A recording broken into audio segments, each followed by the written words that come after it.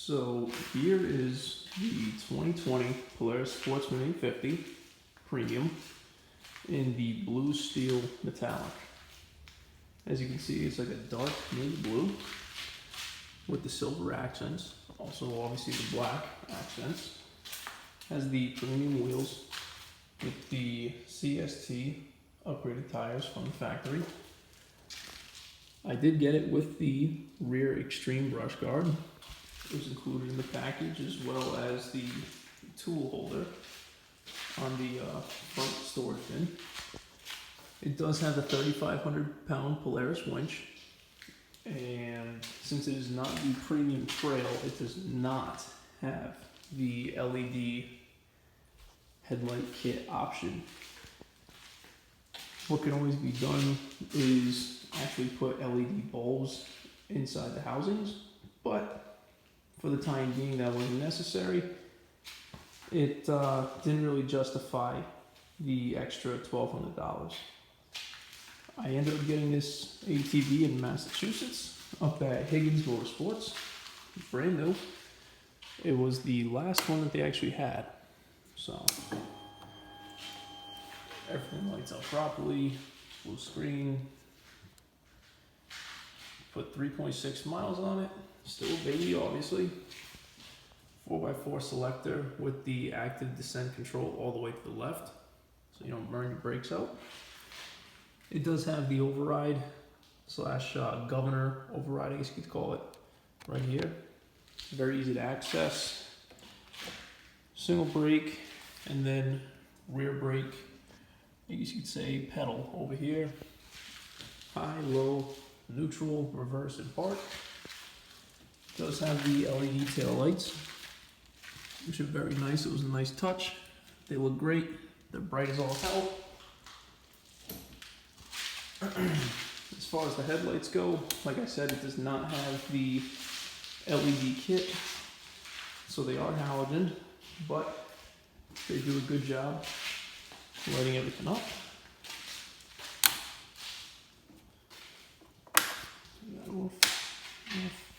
It does have a 12-volt cigarette lighter adapter right here.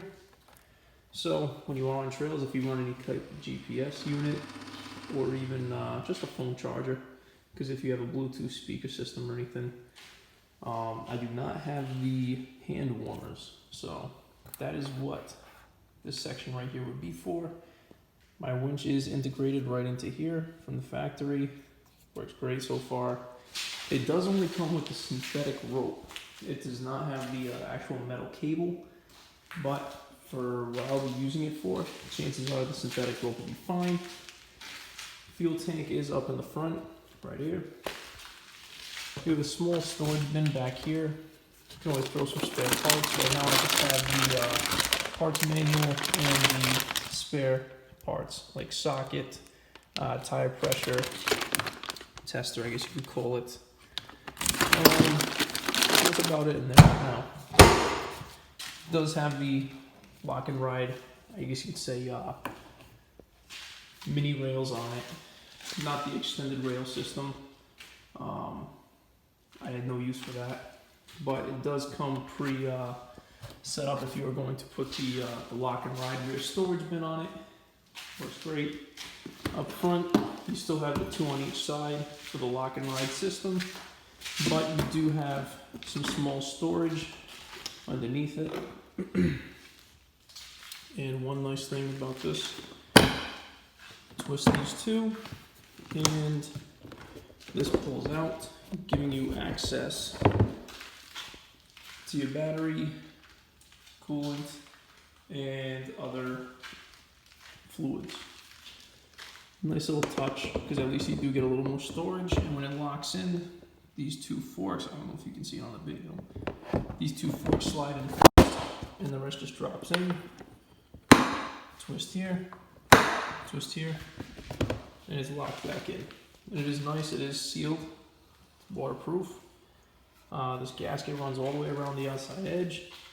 Biggest thing is that as you ride, obviously the gasket will get dirty, and one of the best things you can do is actually take the armor all There are other companies also, but Armor All, you go over that gasket with the Armor All, because if you keep letting mud and dirt and whatnot build up in there, it will eventually lose its seal. The gasket will eventually warp, and congratulations, now you have water in your watertight area. As far as the seat goes, they did change it a little bit. The latch is still back here, but now they add an additional, I guess you'd say, eyelet up top so that it locks in on the sides right here. And then also you need to get it into the eyelet first to basically help line it up, but it is a little bit of a pain in the ass. I will say that. It does have your standard small hitch, or I should say receiver. I do not have a ball hitch in there right now. So overall, I have to say the build quality is good. It's nice, rides very smooth. The premium and the premium trail do come with the fender flares.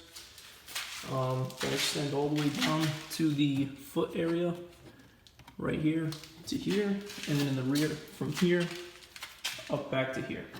On the base model, you do not have that unless you add it on. Very simple, basically push pins that connect them on. It is nice. So far it has blocked rocks and whatnot from kicking up, because most of the trails and whatnot are all dirt and rock. Four-wheel drive system works great, even when it came to loading it in the bed of the truck with the ramps. It was steep, but it did not skip, did not slip. Biggest thing, four-wheel driving, putting it in low gear, and it's all set. Really is all set. Beautiful machine, beautiful color. It's a great price. Starts right up. Starts right up. The only reason I'm not going to start it right now is because it's in the garage. But I will do another video as far as the startup, and then since it's still in the braking period, obviously there's not going to be any maxing out redlining until after the braking period and after the oil change and whatnot.